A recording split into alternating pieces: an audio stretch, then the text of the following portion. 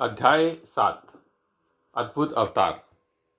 श्री साईं बाबा की प्रकृति, उनकी यौगिक क्रियाएं, उनकी सर्वव्यापकता, कुष्ठ रोगी की सेवा, खापर्डे के पुत्र को प्लेग, पंढरपुर गमन, अद्भुत अवतार। श्री साईं बाबा समस्त यौगिक क्रियाओं में पारंगत थे। 6 प्रकार की क्रियाएं तो वे पूर्णतः जानते थे। 6 क्रियाएं जिसमें धोती, खंडयोग अर्थात अपने शरीर के अवयवों को पृथक पृथक कर उन्हें पूर्व पुनः जोड़ना और समाधि आदि भी सम्मिलित हैं। यदि कहा जाए कि वे हिंदू थे तो वे आकृति से यवन प्रतीत होते थे। कोई भी यह निश्चयपूर्वक नहीं कह सकता था कि वे हिंदू थे या यवन।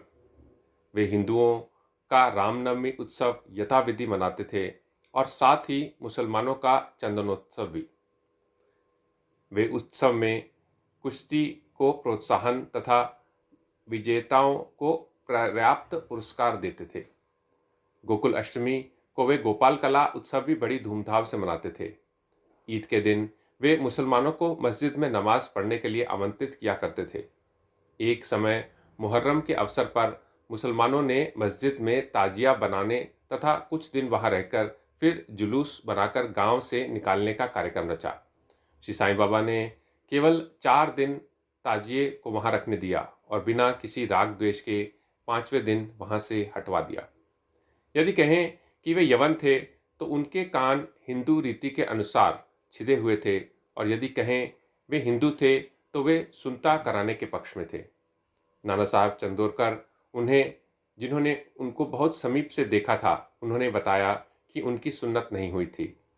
साई लीला पत्रिका में श्री बीवी देव द्वारा लिखित शीर्षक बाबा यवन की हिंदू देखो।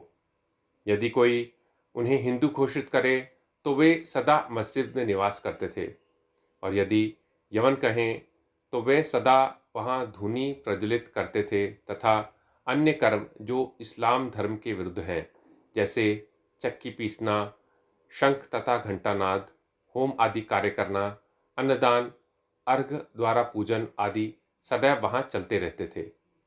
यदि कोई कहे कि वे यवन थे तो कुलीन ब्राह्मण और अग्निहोत्री भी अपने नियमों का उल्लंघन कर सदा उनको साष्टांग नमस्कार किया करते थे।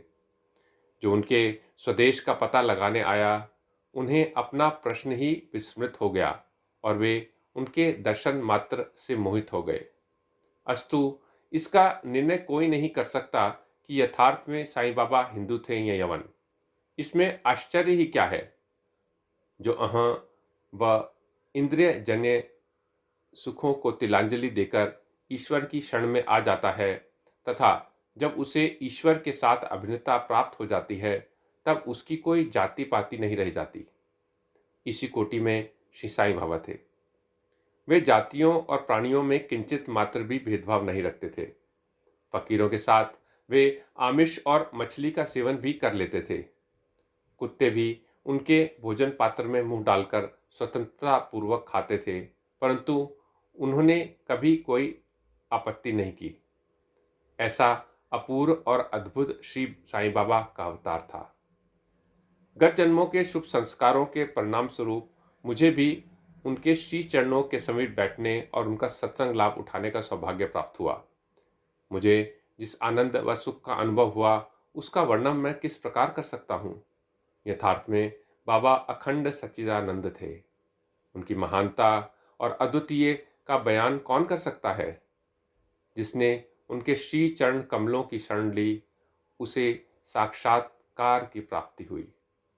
अनेक सन्यासी, साधक और मुमुक्षुजन भी श्री साईं बाबा के पास आया करते थे। बाबा भी सदैव उनके साथ चलते फिरते, उठते बैठते, उनसे वार्तालाप कर उनका चित्तरंजन किया करते थे। अल्लाह मालिक सदैव उनके होठों पर था। वे कभी भी विवाद और मतभेद में नहीं पड़ते थे तथा सदा शांत और स्थिर रहते थे, परंतु कभी कभी वे क्रोधित हो जाया करते थे। वे सदैव ही वेदांत की शिक्षा दिया करते थे। कोई भी अंत तक न जान सका कि श्री साईं बाबा वास्तव में कौन थे। अमीर और गरीब दोनों उनके लिए एक समान थे। वे लोगों के गूढ़ व्यापार को पूर्णतया समझते और जब वे रहस्य प्रकट करते तो सब विस्मित हो जाया करते थे। स्वयं ज्ञानावतार होकर भी वे सदैव अज्ञान का प्रदर्शन किया करते थे। उन्हें आदर सत्कार से सदैव अरुचि थी।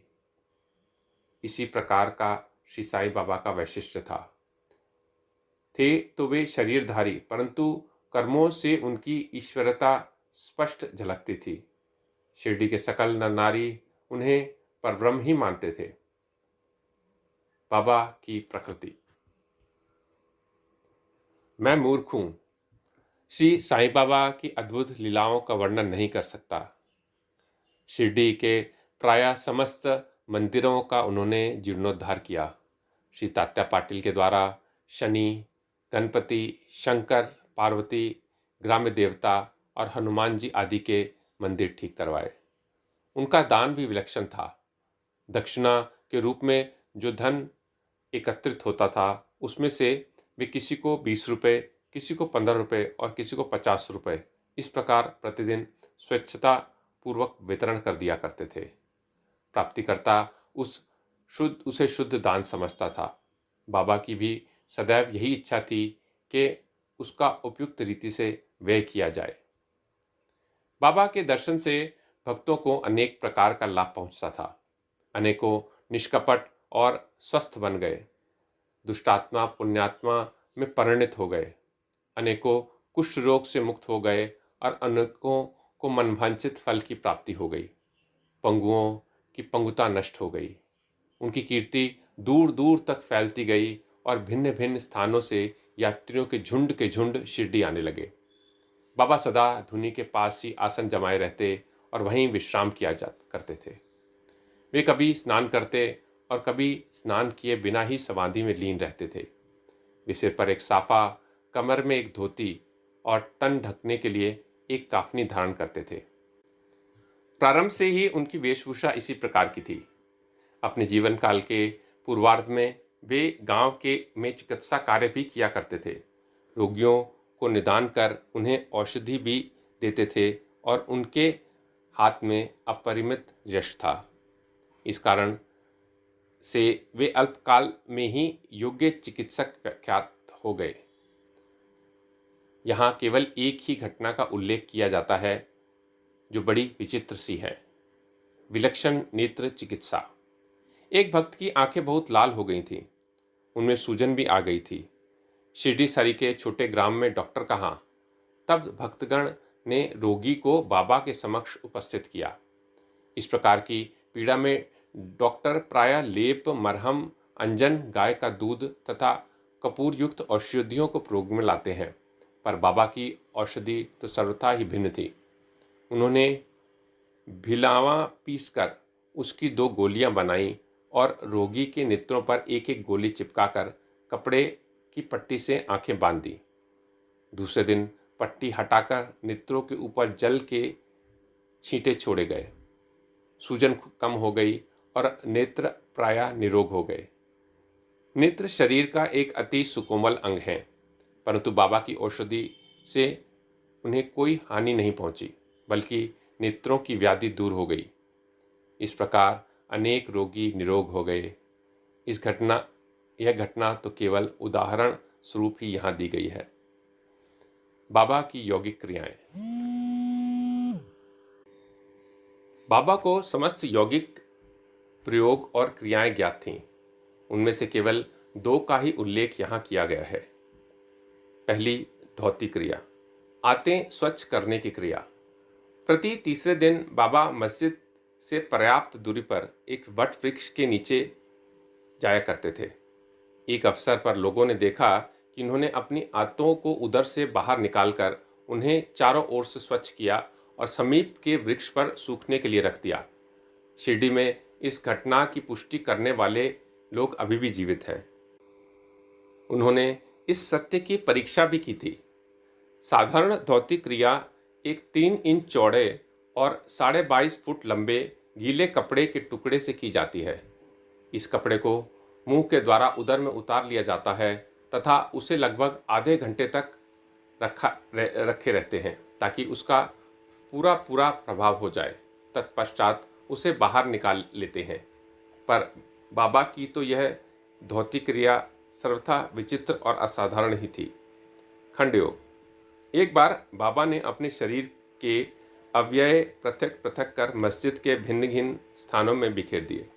अकस्मात उस दिन एक महाशय मस्जिद में पधारे और अंगों को इस प्रकार यहाँ वहाँ बिखरा देखकर बहुत ही भयभीत हुए। पहले उनकी इच्छा हुई कि ग्राम अधिकारी को यह सूचना देनी चाहिए कि किसी ने बाबा का खून कर उनके टुकड़े टुकड़े कर दिए हैं, परंतु सूचना देने वाला ही पहले पकड़ा जाता है, यह सोचकर वे मौन रहे। दूसरे दिन जब वे मस्जिद में गए तो बाबा का पूर्वतः हृष्ट पुष्ट और स्वस्थ देखकर उन्हें बड़ा विस्मय हुआ। उन्होंने ऐसा लगा कि पिछले दिन जो दृश्य देखा था वह कहीं स्वप्न तो नहीं था। बाबा बाल्यकाल से ही यौगिक क्रियाएं किया करते थे और उन्हें जो अवस्था प्राप्त हो चुकी थी उसका सत्य ज्ञान किसी को भी नहीं है। चिकित्सा के नाम से उन्होंने कभी किसी से एक पैसा भी स्वीकार नहीं किया। अपने उत्तम लोकप्रिय गुणों के कारण उनकी कीर्ति दूर दूर तक फैल गई। उन्होंने अनेक निर्धन रोगियों को स्वास्थ्य प्रदान किया। इस प्रसिद्ध डॉक्टरों के डॉक्टर, मसीहों के मसीहा ने कभी अपने स्वार्थ की चिंता न कर अनेक विघ्नों का सामना किया तथा स्वयं असहनीय वेदना और कष्ट सहन कर सदैव दूसरों की भलाई की और उन्हें विपत्तियों में सहायता पहुंचाई। वे सदैव पर कल्याणार्थ चिंतित रहते थे। ऐसी भी एक घटना नीचे दी गई है जो उनकी सर्वव्यापकता तथा महान दयालुता की द्योतक है। बाबा की सर्वव्यापकता और दयालुता। सन 1910 में बाबा दीपावली के शुभ अवसर पर धूनी के समीप बैठे हुए अग्नि ताप रहे थे तथा साथ ही धूनी में लकड़ी डालते जा रहे थे। धूनी प्रचंडता से प्रज्वलित थी। कुछ समय पश्चात उन्होंने लकड़ियां डालने के बदले अपना हाथ धूनी में डाल दिया। हाथ बुरी तरह से झुलस गया। नौकर माधव और माधवराव देशपांडे ने बाबा को धूनी में हाथ डालते देखकर तुरंत दौड़कर उन्हें बलपूर्वक पीछे खींच लिया। माधवराव ने बाबा से कहा, बाबा आपने ऐसा क्यों किया? बाबा सावधान होकर कहने लगे, यहाँ से कुछ दूरी पर एक लोहारिन जब भट्टी धौंक रही थी, उसी समय उसके पति ने उसे बुलाया। कमर पर बैठे हुए शिशु का ध्यान छोड़कर वह शीघ्रता से वहां दौड़ कर गई। अभाग्यवश शिशु फिसलकर भट्टी में गिर गया। मैंने तुरंत भट्टी में हाथ डालकर शिशु के प्राण बचा लिए। मुझे अपना हाथ जल जाने का कोई दुख नहीं, परंतु मुझे संतोष है कि एक मासूम शिशु के प्राण बच गए।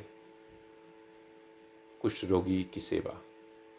माधवराव देशपांडे के द्वारा बाबा का हाथ जल जाने का समाचार पाकर श्री नाना साहेब चंदोरकर बंबई के सुप्रसिद्ध डॉक्टर श्री परमानंद के साथ दवाइयाँ, लेप, लिंट, मरहम तथा पट्टियाँ आदि साथ लेकर शीघ्रता से शिरडी आए। उन्होंने बाबा से डॉक्टर परमानंद को हाथ की जांच करने और जले हुए स्थान में दवा लगाने की अनुमति मांगी। यह प्रार्थना अस्वीकृत हो गई। हाथ जल जाने के पश्चात एक कुष्ठ रोग पीड़ित भक्त भागोजी शिंदे उनके हाथ पर सदैव पट्टी बांधते थे। उनका कार्य था प्रतिदिन जले हुए स्थान पर घी मलना और उसके ऊपर एक पत्ता रखकर पट्टियों से पुनः पूर्वतः कसकर बांध देना। घाव शीघ्र भर जाए, इसके लिए नाना साहेब चंदोरकर ने पट्टी छोड़ने तथा डॉक्टर परमानंद से जांच व चिकित्सा कराने का बाबा से बार बार अनुरोध किया। डॉक्टर परमानंद ने भी अनेक बार प्रार्थना की, परंतु बाबा ने यह कहते हुए टाल दिया कि केवल अल्लाह ही मेरा डॉक्टर है। उन्होंने हाथ का परीक्षण करवाना अस्वीकार कर दिया। डॉक्टर परमानंद की दवाइयाँ शिरडी के वायुमंडल में ना खुल सकीं और ना उनका उपयोग हो सका। फिर भी डॉक्टर साहब का परम भाग्य था जो उन्हें बाबा के दर्शन का लाभ हुआ। भागवत जी को दवा लगाने की अनुमति मिल गई। कुछ दिनों के उपरांत जब घाव भर गया तब सब भक्त सुखी हो गए। परंतु प्रतिदिन प्रातःकाल घृत से हाथ की मालिश और पुनः कसकर पट्टी बांधना, श्री साईं बाबा की समाधि पर्यंत यह क्रम इसी प्रकार चलता रहा। श्री साईं बाबा सदृश पूर्ण सिद्ध को यथार्थ में यह चिकित्सा की भी कोई आवश्यकता नहीं थी, परंतु भक्तों के प्रेमवश उन्होंने भागो जी को यह सेवा अर्थात उपासना निर्विघ्न स्वीकार की।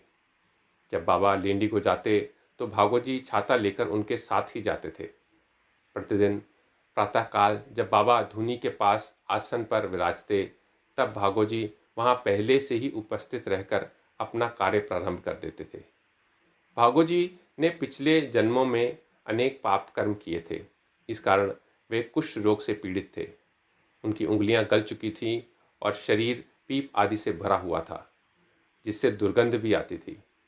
यद्यपि बाहरी दृष्टि से वे दुर्भागी प्रतीत होते थे, परंतु बाबा का प्रधान सेवक होने के नाते यथार्थ में वे ही अधिक भाग्यशाली तथा सुखी थे। उन्हें बाबा के सानिध्य का पूर्ण लाभ प्राप्त हुआ। बालक खापर्डे का प्लेग। अब मैं बाबा की एक दूसरी अद्भुत लीला का वर्णन करता हूँ।